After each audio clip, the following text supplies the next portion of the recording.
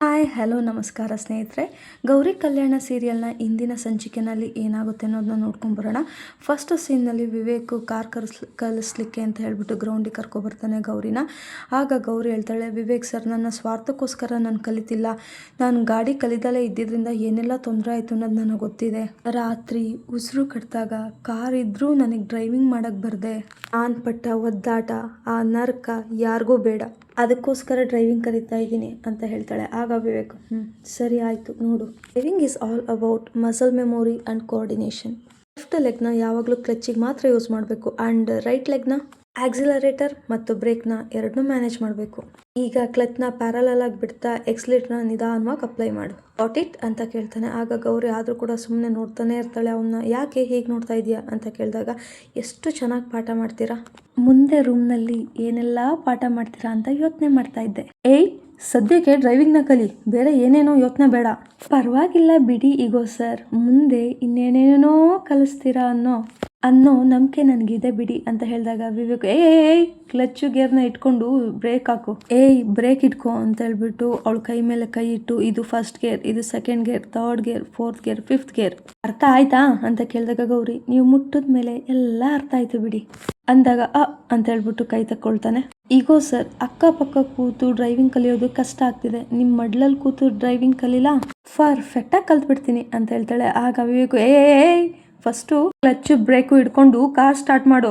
Clutch break ಮಾತ್ರ ಹಿಡ್ಕೊಂಡಿರ್ತಾಳೆ. ಆಗ Vivek steering ಯಾರು ಹಿಡ್ಕೊತಾರೆ ಅಂತ ಹೇಳಿದಾಗ, ಅದು ನೀವು ಹೇಳೇ ಕೊಟ್ಟಿಲ್ಲ ಅಂತ ಹೇಳ್ತಾಳೆ. ಆಗ ಸರಿ ಹಿಡ್ಕೋ, ಈಗ ಗೇರ್ಗೆ ಹಾಕೋ, ನಿಧಾನಕ್ಕೆ ಕ್ಲಚ್ಚು ಮತ್ತು ಬ್ರೇಕ್ನ ಬಿಡು, ಮುಂದೆ ನೋಡ್ಕೊಂಡು ಓಡಿಸು ಅಂತ ಹೇಳ್ತಾನೆ. ಆಗ ಗೌರಿ ಗ್ರೌಂಡ್ನಲ್ಲೇ ಕೂಡ ರೌಂಡ್ ಹೊಡಿಯಕ್ಕೆ ಸ್ಟಾರ್ಟ್ ಮಾಡ್ತಾರೆ. ನೆಕ್ಸ್ಟ್ ಸೀನ್ನಲ್ಲಿ ಅಜ್ಜಿ ಟಿವಿ ನೋಡೋಕ್ಕೆ ಅಂತ ಕೂತ್ಕೊಂಡಿರ್ತಾರೆ, ಬಟ್ ಟಿವಿ ಆನ್ ಆಗ್ತಾ ಇರಲ್ಲ. ಏನು ಟಿವಿ ರಿಪೇರಿ ಇರಬೇಕು ಅನ್ಸುತ್ತಲ್ವಾ ಅಂತ ಕೇಳಿದಾಗ, ಸರಿತಾ ಹಾಗೇನಿಲ್ಲ ಅತ್ತೆ, ಶೆಲ್ ಖಾಲಿ ಆಗಿರ್ಬೇಕು ಅನ್ಸುತ್ತೆ, ಕೊಡಿ ನಾನು ಹಾಕ್ಕೊಡ್ತೀನಿ ಅಂತ ಹೇಳ್ತಾಳೆ. ನೆಕ್ಸ್ಟ್ ಶೆಲ್ ಹಾಕ್ಲಿಕ್ಕೆ ಅಂತ ಹೇಳ್ಬಿಟ್ಟು ಡ್ರಾನ ಚೆಕ್ ಮಾಡ್ತಾ ಇರ್ತಾಳೆ. ಯಾವ ಡ್ರಾ ಓಪನ್ ಮಾಡಿದ್ರು ಕೂಡ ಇನ್ಹೇಲರೇ ಕಾಣಿಸ್ತಾ ಇರುತ್ತೆ.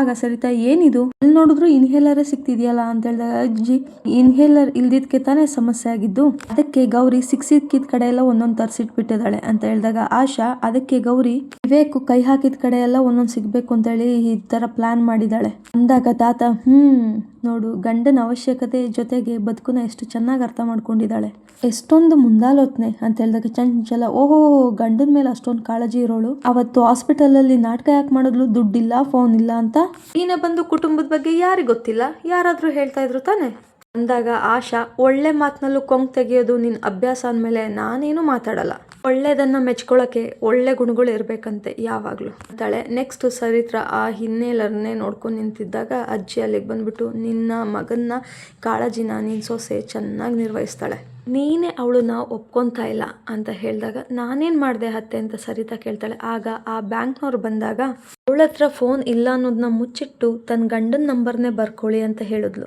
ಅಲ್ವಾ ಅಂತ ಅಜ್ಜಿ ಹೇಳಿದಾಗ, ಜೊತೆಗೆ ಆಶಾ ಕೂಡ, ಹೌದಕ್ಕ, ಅವಳು ಮದುವೆ ಆಗಿ ಬಂದಮೇಲೆ ಅವಳು ತವ್ರ ಮನೆಯವ್ರ ಜೊತೆ ಮಾತಾಡಬಾರ್ದು ಅನ್ನೋ ಕಾರಣಕ್ಕೆ ಫೋನ್ನ ತೆಗೆದಿಟ್ಕೊಂಡೆ ಅಲ್ವಾ, ಆ ಮನೆಗೂ ಈ ಮನೆಗೂ ಸಂಬಂಧ ಇರಬಾರ್ದು ಅಂತ ಅವಳ ಕಡೆಯಿಂದ ಫೋನ್ನ ಇಟ್ಕೊಂಡೆ. ಆದರೆ ಅದೇ ಮನೆಯಿಂದ ಈ ಮನೆಗೆ ಇನ್ನೊಬ್ಳು ಸೊಸೆಯಾಗಿ ಬಂದಾಗ ಈಗ ಅವಳು ಮಾಡ್ತಾ ಇರೋದೇನು ಅಂತ ಹೇಳ್ಬಿಟ್ಟು ಅಜ್ಜಿ ಹೇಳ್ತಾರೆ.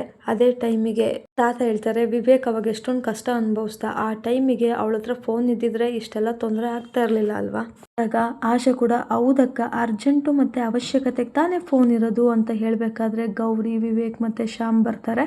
ತಾತ ಅದನ್ನ ನೋಡ್ಬಿಟ್ಟು, ಬನ್ನಿ ಒಳಗಡೆ, ಯಾಕೆ ಅಲ್ಲೇ ನಿಂತಿದ್ದೀರಿ, 3 ಜನನು ಒಟ್ಟಿಗೆ ಬರ್ತಾ ಇದ್ದೀರಲ್ಲ, ಎಲ್ಲೋಗಿದ್ರಿ ಅಂತ ಕೇಳಿದಾಗ 3 ಜನ ಕೂಡ ಒಂದೊಂದು ಆನ್ಸರ್ ಹೇಳ್ತಾರೆ. ಆಗ ತಾತ, ಇದೇನಿದು, ಮೂವರು ಬೇರೆ ಬೇರೆ ಕಡೆಗೆ ಹೋಗಿ ಒಂದೇ ಸಲ ಬಂದ್ರ ಅಂತ ಕೇಳಿದಾಗ ವಿವೇಕ್, ಅದು ತಾತ ಏನಂದ್ರೆ ಅಂತ ಹೇಳೋ ಅಷ್ಟರೊಳಗಡೆ ಸರಿತಾ ಗೌರಿ ಹತ್ರ ಬಂದು ಗೌರಿ ಕೈನ ಮುಂದೆ ಚಾಚಿಸಿ ಅವಳಿಗೆ ಮೊಬೈಲ್ ಕೊಡ್ತಾಳೆ. ಇದು ನಿನ್ನ ಫೋನು ಅಂತ ಹೇಳ್ತಾಳೆ. ಆಗ ಗೌರಿ, ಮನಸ್ಫೂರ್ತಿಯಾಗಿ ಕೊಡ್ತಾ ಇದ್ದೀರಾ ಅಥವಾ ಯಾರೋ ಹೇಳಿದ್ರು ಅಂತ ಬಲವಂತ ಕೊಡ್ತಾ ಇದ್ದೀರಾ ಅತ್ತೆ ಅಂತ ಹೇಳಿದಾಗ ಸರಿತಾ, ನಿನ್ನ ಫೋನು ನಿನ್ನ ಹತ್ರ ಇರೋದು ಎಷ್ಟು ಅಗತ್ಯ ಅಂತ ನನಗೆ ಗೊತ್ತಾಯ್ತು, ಅದಕ್ಕೆ ಕೊಟ್ಟೆ ಅಂತ ಹೇಳಿದಾಗ ಎಲ್ಲರಿಗೂ ಖುಷಿ ಆಗುತ್ತೆ. ಟೈಮ್ಗೆ ವಿವೇಕ್ ಅಲ್ಲಿಂದ ಹೊರಟೋಗ್ತಾ ಇರ್ತಾನೆ. ಅಷ್ಟರೊಳಗಡೆ ಗೌರಿ ಫೋನ್ ಮಾಡ್ತಾಳೆ ತನ್ನ ಮೊಬೈಲಿಂದ, ಹಲೋ, ನಾನು ಮಾತಾಡ್ತಾ ಇರೋದು ಕೆಳಗಡೆ ನೋಡಿ ಅಂತ ಹೇಳಿದಾಗ ವಿವೇಕ್ ಕೆಳಗೆ ನೋಡ್ತಾನೆ. ಫೋನ್ ಸಿಕ್ಕಾಗ ಮೊದಲನೇ ಫೋನ್ ನಿಮಗೆ ಮಾಡಬೇಕು ಅಂತ ಅಂದ್ಕೊಂಡಿದ್ದೆ, ಅದಕ್ಕೆ ಮಾಡಿದೆ. ನಂಬರ್ ಸೇವ್ ಮಾಡ್ಕೊಳ್ಳಿ ಅಂತ ಹೇಳ್ಬಿಟ್ಟು ಸರಿತಾ ಕಡೆ ತಿರುಗಿ, ಅತ್ತೆ ನಿಮ್ಮ ಮಗನ ನಂಬರ್ ಮಾತ್ರ ಬಾಯ್ಪಾಠ ಇತ್ತು, ಅದಕ್ಕೆ ಅವ್ರಿಗಷ್ಟೇ ಕಾಲ್ ಮಾಡಿದೆ, ನಿಮಗೆ ಮಿಸ್ ಕಾಲ್ ಕೊಡ್ತೀನಿ, ಲವ್ ಯು ಅತ್ತೆ ಅಂತ ಹೇಳ್ತಾಳೆ. ಆಗ ಸರಿತಾ ಕೋಪ ಮಾಡ್ಕೊಂಡು ಅಲ್ಲಿಂದ ಹೊರಟೋಗ್ತಾಳೆ. ನೆಕ್ಸ್ಟ್ ಸೀನ್ನಲ್ಲಿ ಮೋನಿಕಾ, ಡ್ಯಾಮ್ ಇಟ್, ನಾನೇನೋ ಅನ್ಕೊಂಡಿದ್ದೆ, ಆ ದರಿದ್ರ ಗೌರಿ ತುಂಬಾ ಆಟ ಆಡ್ತಿದ್ದಾಳೆ, ಅವಳ ಗಂಡನ ಒಂದೇ ಒಂದ್ಸಲ ಹಾಸ್ಪಿಟಲ್ಗೆ ಕರ್ಕೊಂಡು ಹೋಗಿ ಬಂದ ತಕ್ಷಣ ಈ ಮನೆಯವ್ರನ್ನೆಲ್ಲ ಕಂಟ್ರೋಲಿಗೆ ತಗೊಂಡ್ಬಿಟ್ಟಿದ್ದಾಳೆ. ಯಾರ ಬಾಯಿನಲ್ಲಿ ನೋಡಿದ್ರು ಗೌರಿ ಗೌರಿ ಗೌರಿ ಗೌರಿ, ಏನ್ ಮ್ಯಾಜಿಕ್ ಮಾಡಿದಾಳೋ ಏನೋ ಅಂತ ಅನ್ಕೊಂಡು ಆ ಕಡೆಯಿಂದ ಈ ಕಡೆ ಓಡಾಡ್ತಿರ್ತಾಳೆ. ಅಷ್ಟರೊಳಗಡೆ ಅನಿಕೇತ್ ಬಂದ್ಬಿಟ್ಟು ಸರ್ಪ್ರೈಸ್ ಅಂತ ಅವಳ ಮುಂದೆ ಒಂದು ಗಿಫ್ಟ್ ಹಿಡಿತಾನೆ. ಲೇಟೆಸ್ಟ್ ಮಾಡೆಲ್, ನಿನ್ಗೋಸ್ಕರ ಹೊಸ ಮೊಬೈಲ್ ತಂದಿದ್ದೀನಿ ಅಂತ ಕೇಳಿದಾಗ ಮೋನಿಕಾ, ನಾನೇ ನಿನಗೆ ಮೊಬೈಲ್ ಕೇಳಿದ್ನಾ, ಮತ್ತೆ ಯಾಕೆ ಅಂತ ಕೇಳಿದಾಗ ಅನಿಕೇತ್, ನೀನು ಕೇಳ್ತೇನೋ ಅಂತ ಹೇಳ್ಬಿಟ್ಟು ಅಡ್ವಾನ್ಸ್ ಆಗಿ ತಂದ್ಬಿಟ್ಟೆ. ಆ ಗೌರಿಗೆ ಬ್ಯಾಂಕ್ ಅಕೌಂಟ್ ಓಪನ್ ಆಯ್ತು, ನೀನ್ ಬಂದು ಯುದ್ಧನೇ ಮಾಡಿದೆ, ಆದ್ರೆ ಮತ್ತೆ ಗೌರಿಗೆ ಫೋನ್ ಸಿಕ್ಕಿದೆ, ನೀನ್ ಬಂದು ನನಗೆ ಫೋನ್ ಇಲ್ಲ ಅಂತ ಹೇಳ್ಬಿಟ್ಟು ಜಗಳ ಮಾಡ್ತೀಯ, ಅದಕ್ಕೆ ಸೇಫರ್ ಸೈಡಿಗೆ ನಾನೇ ತಗೊಂಡ್ ಬಂದಿದ್ದೀನಿ, ಕೀಪ್ ಇಟ್ ಅಂತ ಹೇಳ್ಬಿಟ್ಟು ಅವಳ ಕೈ ಕೊಡ್ತಾನೆ. ಆಗ ಮೋನಿಕಾ, ಶಟಾಪ್ ಅನಿಕೇತ್, ನಾನು ಕೇಳ್ತಿರೋದೇನು ನೀನ್ ಮಾಡ್ತಿರೋದೇನು ಅಂತ ಹೇಳಿದಾಗ ಅನಿಕೇತ್, ನಾನೇನ್ ಮಾಡಿದೆ ಅಂದಾಗ ಮೋನಿಕಾ, ನನಗೆ ಈ ಮನೆಯಲ್ಲಿ ಬೇಕಾಗಿರೋದು ಗೌರವ, ಅಧಿಕಾರ, ಪವರ್, ಬಿಟ್ಟು ಈ ಬ್ಯಾಂಕ್ ಅಕೌಂಟ್ ಆಗ್ಲಿ ಅಥವಾ ಫೋನ್ ಆಗ್ಲಿ ಅಲ್ಲ.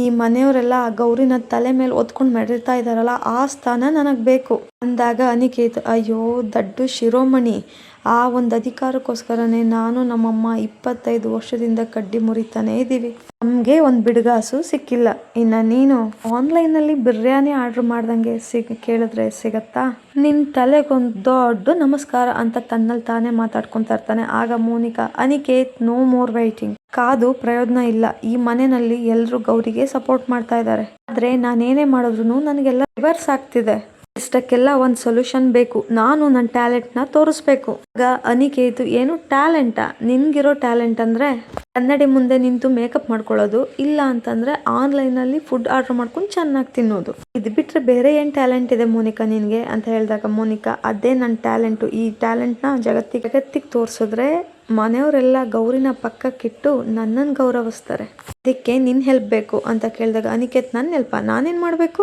ಅಂದಾಗ ಮೋನಿಕಾ, ಅದು ಮಾಡಲಿಂಗ್ ಫೀಲ್ಡಲ್ಲಿ ನಿನಗೆ ಡೈರೆಕ್ಟರ್ಸ್ ಎಲ್ಲ ಗೊತ್ತಿರ್ತಾರೆ ಅಲ್ವಾ, ಅವ್ರ ಹತ್ರ ಹೇಳಿ ಹೇಗಾದರೂ ಮಾಡಿ ಒಂದು ಚಾನ್ಸ್ ಕೊಡಿಸು, ಆವಾಗ ನೋಡು ರಾತ್ರಿ ದೊಡ್ಡ ಸೆಲೆಬ್ರಿಟಿ ಆಗ್ತೀನಿ, ಆಗ ನೋಡು ಮೀಡಿಯಾದವರು, ಕ್ಯಾಮ್ರಾದವರು ನನ್ನ ಹಿಂದೆನೆ ಸುತ್ತುತ್ತಾ ಇರ್ತಾರೆ, ನನ್ನ ಮೆರೆಸ್ತಾರೆ, ಆವಾಗ ನೋಡು ಈ ಮನೆಯವರು ಗೌರಿನ ಕಸದ ಬುಟ್ಟಿಗೆ ಹಾಕ್ತಾರೆ, ನನ್ನ ತಲೆ ಮೇಲೆ ಒತ್ಕೊಂಡು ಮೆರೆಸ್ತಾರೆ, ಹೇಗಾದ್ರೂ ಮಾಡಿ ಒಂದು ಚಾನ್ಸ್ ಕೊಡ್ಸು ಅನಿಕೇತ್ ಅಂದಾಗ ಅನಿಕೇತ್, ಆರು ಮ್ಯಾಡ್ ಮೋನಿಕಾ, ನೀನು ಕನಸು ಕಾಣೋದಷ್ಟೇ, ರಿಯಲ್ ಲೈಫಲ್ಲಿ ಇದು ಯಾವುದು ವರ್ಕೌಟ್ ಆಗಲ್ಲ ಅಂದಾಗ ಮೋನಿಕಾ, ಯಾಕಾಗಲ್ಲ Aniket, I have good look ಅಂತ ಹೇಳಿದಾಗ ಹೌದು ಇರ್ಬೋದು, ಬಟ್ ಆದ್ರೆ ನೀನು ಇವಾಗ ಪ್ರೆಗ್ನೆಂಟು, ನೀನು ಗರ್ಭಿಣಿ ಆಗಿದ್ಕೊಂಡು ಸಣ್ಣ ಸಣ್ಣ ಬಟ್ಟೆ ಹಾಕೊಂಡು ಮೈಗಂಟೋ ಬಟ್ಟೆ ಹಾಕೊಂಡು ಕ್ಯಾಮರಾ ಮುಂದೆ ಬರ್ತೀನಿ ಅಂದ್ರೆ ಈ ಮನೆಯವರು ಸುಮ್ಮನೆ ಬಿಡ್ತಾರ, ದೀನ ಬಂದು ಫ್ಯಾಮಿಲಿ ಮನೆತನದ ಗೌರವ ಏನಾಗಬೇಕು ಅಂತ ನನ್ನ ಸುಲಿದು ಬಿಡ್ತಾರೆ.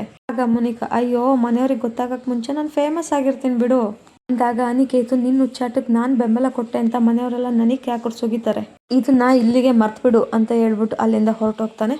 ನೆಕ್ಸ್ಟ್ ಸೀನ್ನಲ್ಲಿ ಗೌರಿ ವಿವೇಕ್ಗೆ ಕಾಲ್ ಮಾಡ್ತಾಳೆ. ಹಲೋ ಯಾರು ಅಂತ ಕೇಳಿದಾಗ ಗೌರಿ, ಹೋ ಇನ್ನೂ ನನ್ನ ನಂಬರ್ನ ನೀವು ಸೇವ್ ಮಾಡಿಲ್ವಾ, ಸರಿ ಮಾಡ್ತೀನಿ ಇರು ಅಂತ ಹೇಳ್ಬಿಟ್ಟು ತನ್ನ ಸರಗನ್ನ ಮೊಬೈಲ್ ಹತ್ರ ಇಟ್ಕೊಂಡು ಹಲೋ ಹೀರೋ ಅಂತ ಹೇಳ್ತಾಳೆ. ಆಗ ಯಾರಿದು ಅಂತ ಹೇಳ್ಬಿಟ್ಟು ವಿವೇಕ್ ಕೇಳಿದಾಗ, ನಿಮ್ಮನ್ನ ನಾನು ಪ್ರೀತಿಸಕ್ಕೆ ಸ್ಟಾರ್ಟ್ ಮಾಡಿದಾಗ್ಲಿಂದ ನೀವೇ ನನ್ನ ಕನಸಿನ ಹೀರೋ, ನಿಮ್ಮ ಡ್ರೆಸ್ಸಿಂಗ್ ಸೆನ್ಸು, ಆಟಿಟ್ಯೂಡ್, ಆ ಕಣ್ಣುಗಳು, ಅಬ್ಬಾ ಆಫೀಸ್ ಡ್ರೆಸ್ಸಲ್ಲಿ ನೋಡ್ಲಿಕ್ಕೆ ನಿಮ್ಮನ್ನ ಎಷ್ಟು ಚೆನ್ನಾಗಿ ಕಾಣಿಸ್ತಿದ್ರೆ ಗೊತ್ತಾ, ಐ ಆಮ್ ಫಿದಾ ಅಂತ ಹೇಳ್ತಾಳೆ. ಆಗ ವಿವೇಕ್, ವಾಟ್, ಹೆಣ್ಮಗು ಆಗಿ ಈ ಥರ ಮಾತಾಡೋದಕ್ಕೆ ನಾಚಿಕೆ ಆಗಲ್ವಾ, ನನಗೆ ಮದುವೆ ಆಗಿದೆ.